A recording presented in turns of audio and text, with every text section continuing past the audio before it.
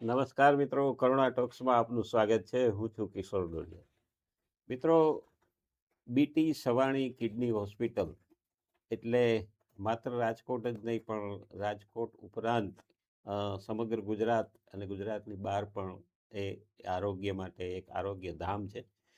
અને આ BT Savani kidney hospital હવે એમના નિષ્ણાત તબીબોની સેવા એ પોરબંદરમાં પણ મળવા લાગવાની છે. આગામી તારીખ 22 કે 23મીએ એમનો એક ઉદ્ઘાટન કેમ્પ પણ છે.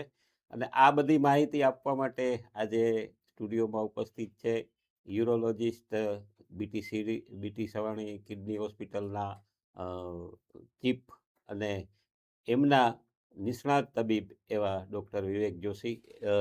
સાહેબ, આપનું સ્વાગત છે. નમસ્તે. નમસ્તે સર. રાજકોટ ઉપરાંત ઘણા બધા શહેરોમાંથી આપને ત્યાં દર્દીઓ આવે છે અને પોરબંદરમાં પણ આ એક પ્રકલ્પ ત્યાં શરૂ થવા જઈ રહ્યો છે, તો આપ એના વિશે થોડી માહિતી આપો. સૌને નમસ્તે. રાજકોટમાં બીટી સવાણી હોસ્પિટલ છેલ્લા 23 વર્ષથી કાર્યરત છે. હાજી. આપણા સૌરાષ્ટ્ર વિસ્તારમાં કિડનીની બીમારીનું પ્રમાણ સવિશેષ છે.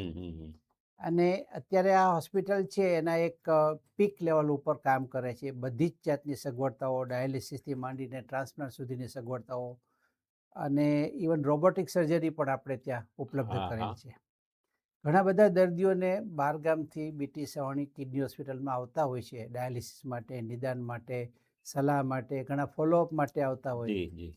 તો આવા દર્દીઓ માટે થઈને અમે વિચાર કર્યો કે આપણે એમના નજીકમાં કેમ ન પહોંચી શકીએ. અને આ વિચારને લઈ અમે જુનાગઢમાં એક કેન્દ્ર શરૂ કર્યું કે જ્યાં હાર્ટકેસ હોસ્પિટલના સહયોગથી ડાયાલિસિસ ઉપરાંત દર અઠવાડિયે નિષ્ણાતની સેવાઓ મળે છે. એવી જ રીતે મોરબીમાં શરૂ કરીએ છીએ. આવા અન્ય ઠેકાણે પહોંચવા માટે થઈને અમે એક જાતનો પ્રયત્ન કર્યો. એમાં અમને પોરબંદરમાંથી આશા હોસ્પિટલનો સહયોગ મળ્યો છે. બરાબર. તો અમારા નિષ્ણાત નેફ્રોલોજીસ્ટ અને યુરોલોજીસ્ટ ડૉક્ટર અત્યારના તબક્કે દર 15 દિવસે પોરબંદરની મુલાકાત લેશે. પણ પછી જેમ દર્દીઓને માહિતી મળતી જશે, વધારે દર્દીઓ આવશે, એમ દર અઠવાડિયે આપણા નિષ્ણાત યુરોલોજીસ્ટ અને નેફ્રોલોજી ડૉક્ટર જશે. તો આ જે ક્લિનિક અમે પોરબંદરમાં શરૂ કરી રહ્યા છીએ એના અનુસંધાને આવતીકાલ તારીખ 23 તારીખે પોરબંદરમાં એક નિદાન યજ્ઞનો કાર્યક્રમ યોજાશે કે જેમાં કિડની વિશેના યુરોલોજીસ્ટ અને નેફ્રોલોજીસ્ટ દર્દીઓ એમને તપાસી, એમનું નિદાન જોઈ, એમને યોગ્ય સલાહ અને સારવાર આપશે. અને એવા કોઈ દર્દીઓ હશે કે જેમને વધારે જરૂરિયાત હોય તો એમને આપણે અહીંયા રાજકોટ ખાતે લઈ આવી અને આપણે એમની સારવાર કરશું. અમારી ઈચ્છા એવી છે કે વધુને વધુને લોકોને સાવ નજીવા દરે અથવા તો ફ્રી, અમારે ત્યાં ડાયાલિસિસ બધા ફ્રી થાય છે, તો વધુમાં વધુ સારા જે નિષ્ણાત તબીબની સહાયતા મળે, કિડનીની બીમારી થાય એની સારવાર થઈ શકે. ભાઈ એટલું જ નહીં, પણ અમે તેનાથી આગળ વધીને કિડનીની બીમારીને રોકવા માટે થઈને ખૂબ સઘન પ્રયત્ન કરીએ છીએ. અમે કિડની ડિઝીઝ પ્રિવેન્શન ફાઉન્ડેશન બનાવ્યું છે કે આપણે ત્યાં ડાયાબિટીસનું પ્રમાણ વધારે છે, બ્લડ પ્રેશરનું પ્રમાણ વધારે છે, તમાકુનું વ્યસન પણ ઘણું બધું વધારે છે અને આને લીધે અનેક પ્રકારની બીમારીઓ થાય છે. એમાંની એક બીમારી કિડનીની બીમારી પણ છે. તો આવા દર્દીઓને અમે સલાહ સૂચન આપીએ છીએ, માર્ગદર્શન આપીએ છીએ કે ભાઈ આનાથી કેમ બચી શકાય. એક વખત કિડનીને ડેમેજ થઈ જાય પછી એને કમ્પ્લીટ રિકવર કરવું બહુ શક્ય નથી હોતું અને પછી ડાયાલિસિસની જિંદગી આવે, કિડની ટ્રાન્સપ્લાન્ટ કરવા પડે. એના કરતાં જો લોકો સમયસર ચેતી જાય, પોતાના ડાયાબિટીસની બીમારીને ગંભીરતાપૂર્વક લે. ઘણા લોકો અમને એમ કે મારો 350 સુગર રહે છે ને કાંઈ થતું નથી, પણ એ ખોટી માન્યતા છે.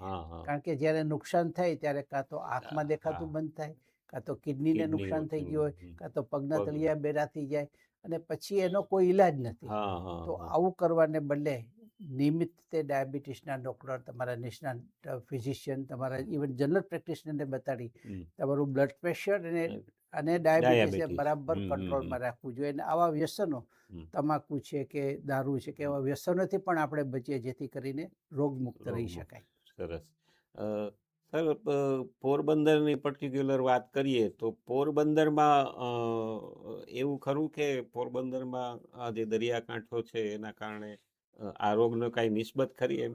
એટલે એવું છે કિશોરભાઈ કે હમ. આખો સમગ્ર દરિયાકાંઠો હમ હમ આપણે દ્વારકાથી માંડીને છેક જાફરાબાદ અને ભાવનગર સુધીનો જે દરિયાકાંઠાનો વિસ્તાર છે હમ. એમાં પથરીની બીમારીનું ખૂબ વધારે પ્રમાણ અચ્છા, છે. હા હા હા. હવે એના ઘણા બધા ભૌગોલિક કારણો હોય, જેનેટિક કારણો હોય, ડાયટેરિક હોય, એના પાણીના ઉપર પણ આધારિત હોય, હા હા. પણ એ પથરીનું પ્રમાણ ઘણું બધું વધારે છે. હમ હમ અને પથરીને લઈને ઘણા લોકો બેદરકાર રહે, ઓપરેશન કરાવે નહીં, કરાવે તો પાછું એનું ફોલોઅપ ન કરે ને એમાંથી ઘણા દર્દીઓને પણ કિડનીને નુકસાન થતું હોય છે. હમ સો આવા દર્દીઓને આપણે એ એરિયામાં આપણે ગોતી શકીએ, યુરોલોજીસ્ટ ડૉક્ટર જ્યાં જતા હોય તો પથરીની બીમારી માટે માર્ગદર્શન આપી શકે, હમ એને શું સારવાર જરૂરી છે એ કહી શકે, એને રોકવા માટે શું થઈ શકે એ કહી શકે. હમ ઉપરાંત આ diabetes, blood pressure, kidney failure, હમ ડાયાલિસિસ જેને ચાલતું હોય, કિડની ટ્રાન્સપ્લાન્ટ શું છે એ વિશે ઘણાને ખ્યાલ ન હોય હા, કે હા. કેવું હોય. હમ. અહીંયા રાજકોટમાં થાય છે એ પણ કદાચ ખબર ન હોય. તો અમારે ત્યાં અત્યાર સુધીમાં 51 ટ્રાન્સપ્લાન્ટ થઈ અચ્છા, ગયા છે kidney successfully, kidney transplant. Transplant.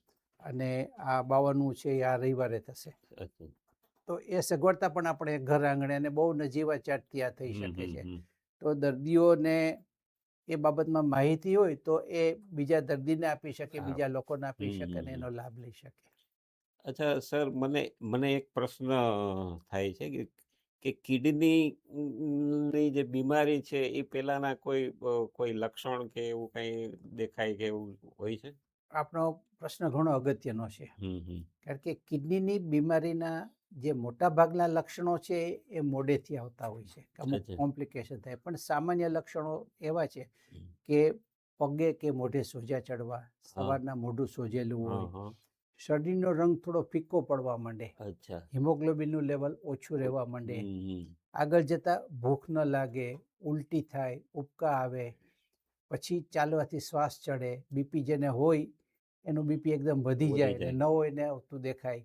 તો આવા બધા લક્ષણો કોઈને પણ દેખાય તો એનામાં માથું ન મારવું જોઈએ.